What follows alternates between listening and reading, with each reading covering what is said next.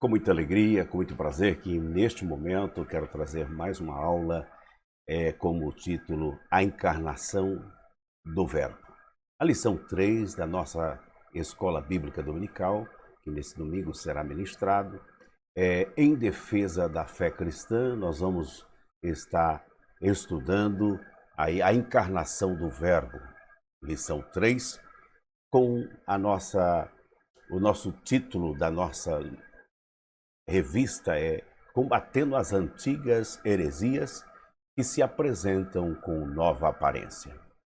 Então nós vamos nesse momento estudarmos aqui e pontuarmos a condição de como essa encarnação do Verbo, o que a Bíblia diz sobre isso, na pessoa de Deus encarnado para viver como homem, a humanidade de Jesus.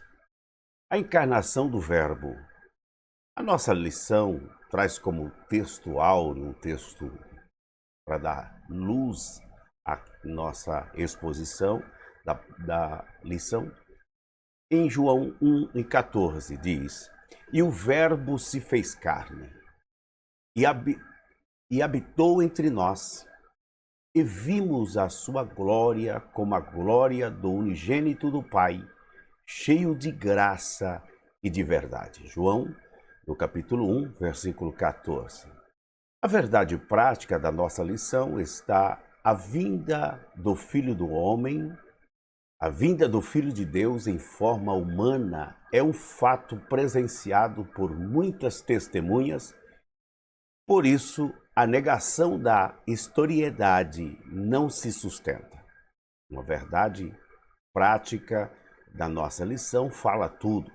Se negarmos a encarnação do Verbo, que para nós consiste o maior plano de salvação estabelecido por Deus a toda a humanidade, onde nós temos aí a encarnação, e essa doutrina não está somente em dizermos no nascimento de Jesus, mas também nós podemos ver o plano estabelecido, sua morte e ressurreição, ao ponto de nós vermos que, mesmo depois da sua ressurreição, ele apresenta-se aos discípulos, ficam ainda mais 40 dias com os discípulos, e a sua partida. A Bíblia diz que por mais de 500 pessoas estão presentes, são testemunhas oculares do fato de Jesus Cristo estar subindo, voltando ao céu. Então isso é muito importante, não há como negarmos essa humanidade de Jesus. Ainda em continuação, nós poderíamos ler algumas leituras que está como sugestão da leitura diária. Em Lucas 2, capítulo 2, versículo 40 e 52, diz: o desenvolvimento físico, intelectual e espiritual de Jesus. Nesse texto, nós vamos encontrar o crescimento de Jesus gradativo, como desde criança, a sua infância, o seu trabalho. A Bíblia diz que ele foi aprovado como homem de dores, experimentado nos trabalhos. Também em Romanos capítulo 1, versículo 3, o Filho de Deus nasceu da descendência de Davi segundo a carne. A Bíblia registra de que o Filho de Deus nasceu da descendência de Davi. Romanos capítulo 8, versículo 3, Deus enviou seu Filho em semelhança da carne. Na leitura diária ainda temos Filipenses capítulo 2, versículo 5 ao versículo 8, que Jesus se fez semelhante aos homens. Jesus se fez semelhante aos homens e ainda numa posição de servo, até receber um nome sobre todo nome, no céu e na terra. Todo joelho deve se dobrar diante dele. 1 Timóteo, capítulo 3, versículo 16, o próprio Deus se manifestou em carne. E encontramos também em Hebreus, capítulo 4, versículo 15, Jesus participou da natureza humana, mas viveu sem pecado entre os homens. Mesmo vivendo a natureza humana, ele venceu todas as tentações e consumou a obra perfeita do Calvário.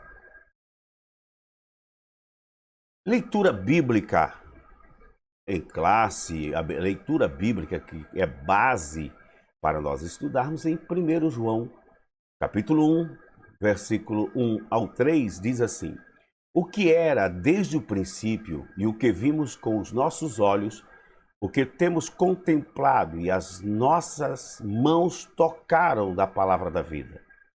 Porque a vida foi manifestada e nós a vimos e testificamos dela. E vós anunciamos a vida eterna, que estava com o Pai e nos foi manifestada. E vimos e ouvimos isso, vos anunciamos para que também tenhais comunhão conosco, e a nossa comunhão é com o Pai e com o seu Filho Jesus Cristo. Para cumprimento também da leitura, nós temos em 1 João, capítulo 4, do versículo 1 ao versículo 3, que diz: amados, não creais em todo espírito, mas provai se os espíritos são de Deus. Porque já muitos falsos profetas se têm levantado no mundo. Nisso conhecereis o Espírito de Deus. Todo espírito que confessa que Jesus Cristo veio em carne é de Deus. E todo espírito que não confessa que Jesus Cristo veio em carne não é de Deus. Mas este é o espírito do anticristo, do qual já ouviste que há de vir, e eis que está no mundo. Então, observe que nessa leitura bíblica em classe, muitas vezes podemos encontrar pessoas ou até mesmo a ação do adversário usando pessoas para dizer que Jesus não veio em carne. E você tem que tomar cuidado, e aqui essa lição tem por base de ir em defesa da fé cristã. Às vezes vem sorrateiramente pessoas negando que Jesus Cristo realmente estava em carne, veio em carne. Mas em João está dito que Jesus Cristo veio em carne. Veio em carne. E tudo aquilo que diz que Jesus Cristo não veio em carne é do espírito do anticristo. Então, você já fica atento. Negou a humanidade de Jesus, não procede de Deus. Ainda na leitura bíblica também nós temos em João capítulo 7. Segundo João, versículo 7 diz: porque já muitos enganadores entraram no mundo, os quais não confessam que Jesus Cristo veio em carne. Este tal é enganador e o anticristo. Observe que todo aquele que não confessar que Jesus Cristo veio em carne é o anticristo. Então, Jesus está provado que esteve humanamente em carne como homem, né? Mesmo sendo Deus, mas pela encarnação do Verbo, Deus trouxe o seu Filho a essa terra. Na introdução, nós encontramos a lição dizendo a finalidade da doutrina bíblica sobre a humanidade de Jesus. Desde o início da igreja, houve tentativas de negar a deidade absoluta de Cristo, bem como sua ressurreição. Todas as vezes o adversário tenta fazer com que não haja essa divulgação, mas você precisa crer que cada vez que você confessa que Jesus Cristo foi homem e homem de dores, experimentado nos trabalhos, você está falando algo da parte de Deus. E todo aquele que negar é do espírito do anticristo. No tópico 1 da nossa lição, as heresias que negam a corporeidade de Cristo, no primeiro item, o que é docetismo. O termo vem do grego dokel, o que significa ter aparência. O docetismo é a mais antiga heresia da igreja, da história da igreja, e consiste em negar que Jesus tivesse tipo do corpo físico humano. Humanidade era simplesmente uma aparência, como um fantasma. Então observe que já desde o início da igreja, muitos já queriam dizer que Jesus não tinha um corpo físico, mas sim como aparência de um espírito, como um fantasma. Então observe que não é de hoje, isso hoje tem uma nova aparência, mas isso é antigo. No tópico 2, aliás, o item 2 do tópico heresias que negam a corporeidade de Cristo, o que os docetas ensinavam sobre Jesus. Os seguidores dessa heresia ensinavam muitas coisas fora das Escrituras e contrárias à palavra de Deus. O nosso enfoque destaca a humanidade de Jesus como verdadeiro homem. Lucas descreve um começo muito humano. Jesus teve parentes e amigos, Zacarias, Isabel, Lucas 1:5, José e Maria, Lucas 2:4-5, os vizinhos e primos, Lucas 1:36-58, os pastores, Lucas 2:8, Simeão, Ana, Lucas 2:25-37. Isso sem contar o relato sagrado de sua infância, que enfoca o seu desenvolvimento físico, intelectual e espiritual. Isso em Lucas, no capítulo 2, versículo 40 ao 52, onde Jesus crescia já nesse desenvolvimento humano, físico, intelectual e espiritual. As heresias, ainda no tópico 1, heresias que negam a corporeidade de Cristo, o item 3 diz assim: o que os principais docetas diziam sobre Jesus? 3 dos principais heresiarcas negavam que Jesus Cristo tivesse vindo em carne. Por exemplo, Cerinto negava o nascimento virginal de Jesus Cristo e ensinava o docetismo. Ele foi contemporâneo do apóstolo João em Éfeso. Saturno, o principal representante do gnosticismo sírico, ensinava que Jesus Cristo não nasceu, não teve forma e nem corpo, foi simplesmente visto de forma humana, em mera aparência. E Marcião é um outro heresiarca que negava ser Cristo verdadeiro humano. Então, nós vemos aí, pelo menos 3 pessoas que já no princípio da igreja, negavam o nascimento virginal de Jesus, como Saturnino, principalmente representava o gnosticismo, e Marcião negava ser Cristo verdadeiro, um ser humano. Vamos para o tópico 2 da nossa lição, a afirmação apostólica da corporeidade de Jesus. Em 1 João 1:1 diz: o que era desde o princípio. Observe que Jesus já estava no princípio, ele participou da criação. Os evangelhos de Mateus, Marcos e Lucas, denominados de evangelhos sinóticos, apresentam Jesus, ressaltando seus aspectos humanos, ao passo que João reforça o aspecto divino. Os três evangelhos expõem Jesus exteriormente, ao passo que João o revela interiormente.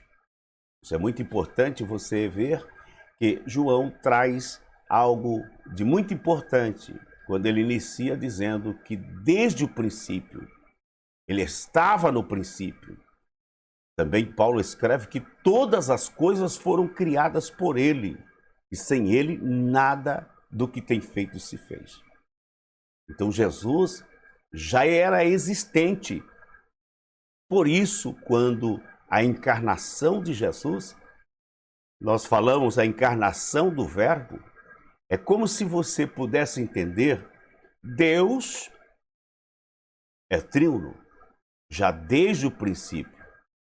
Quando nós estudamos a palavra Deus, ou quando estudamos Deus, Deus se revela através de várias formas, e especialmente a nós, através das Escrituras, que é a fonte da qual Deus se revela a nós, através do seu nome.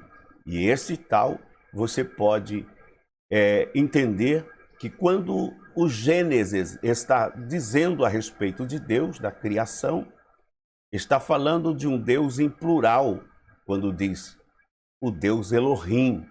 O Deus Elohim está na forma de plural, isto é, nós podemos subentender, se ele é plural, ele está composto. É uma situação que Deus é composta. É bem verdade que a Trindade, um pouco mais difícil de entender, todavia, é muito claro as Escrituras falar sobre a Trindade. Mas vamos apenas mostrar como Deus, o seu nome no plural, se manifesta um Deus composto. E quando falamos desse Deus composto, esse Deus está inserido ali o Verbo. Então nós temos o ancião de dias no Antigo Testamento, como ancião de dias, Deus é representado. Nós temos o Espírito, pois a Bíblia diz que o Espírito se movia sobre as águas. E nós temos o Verbo.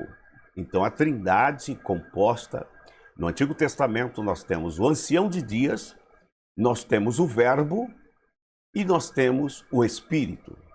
Esse Deus composto é um mistério que a palavra de Deus traz para nós, algo revelado somente para quando a encarnação de Jesus.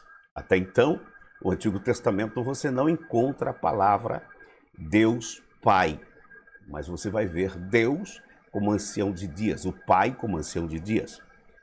Isso porque só somos pai quando geramos.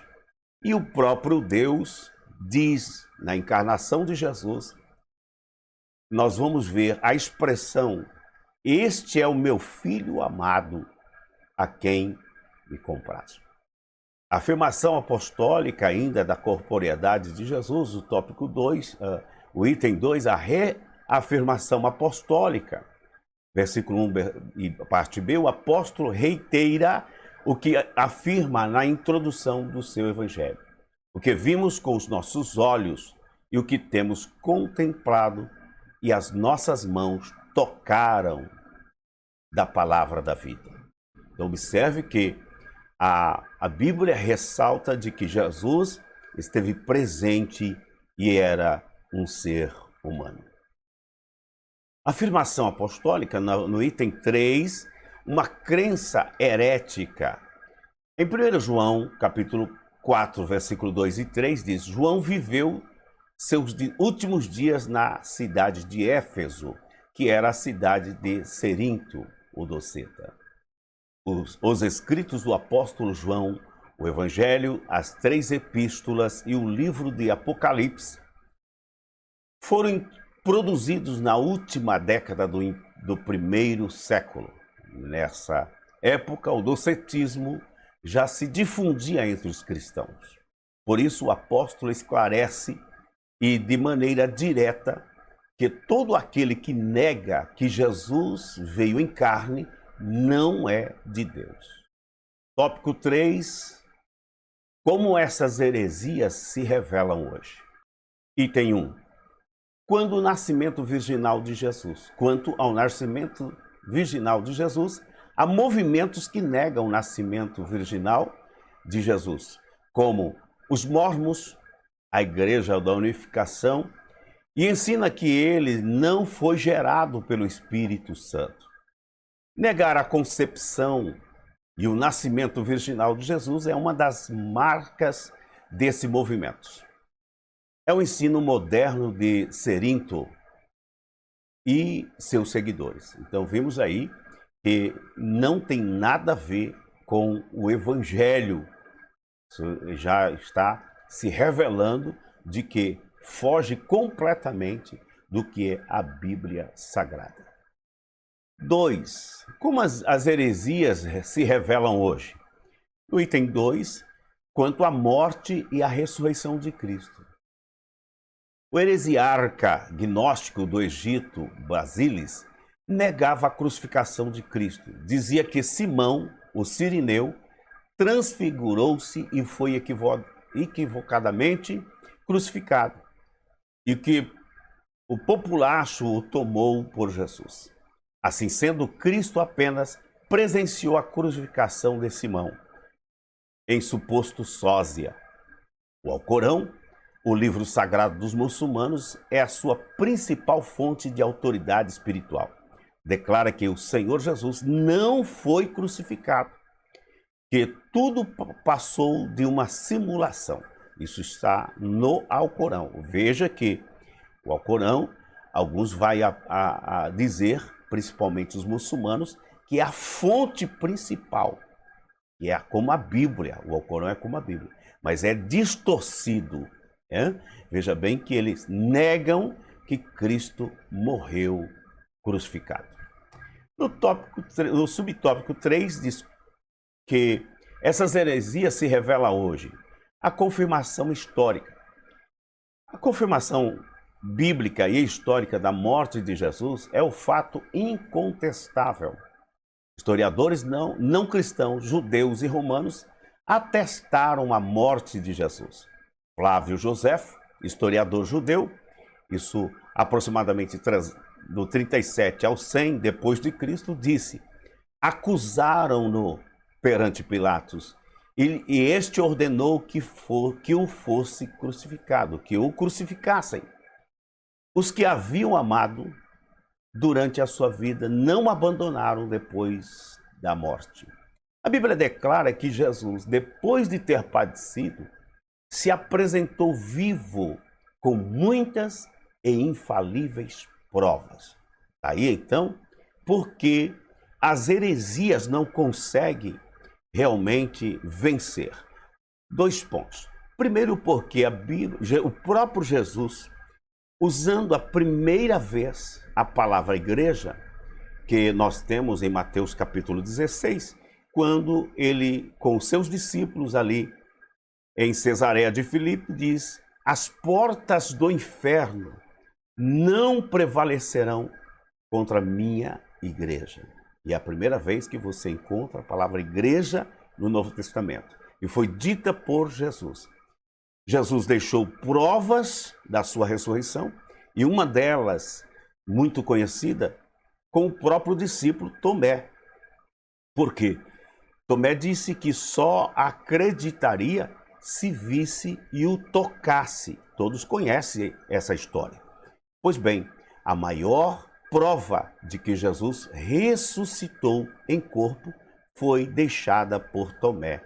E eu louvo a Deus pela vida do Tomé, que tira também a minha e a sua dúvida de que Jesus Cristo ressuscitou de forma corpórea.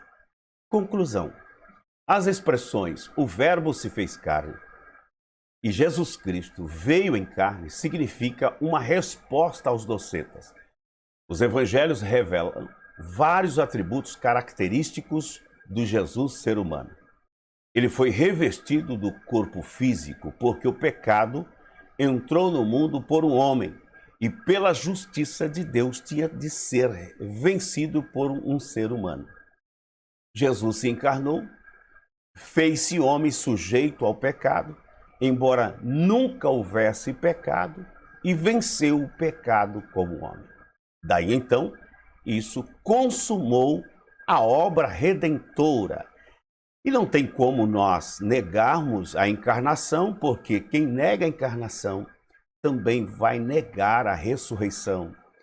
E se negando a ressurreição, não existe como alcançar a vida eterna. O maior propósito, o plano de Deus, é restaurar aquele que crê, dando-lhe o direito de viver eternamente. Bom, tá aí. Se você gostou desse vídeo, clique aí, participe, divulgue, em nome do Senhor Jesus. Amém. Deus abençoe, fique com essa, em nome de Jesus.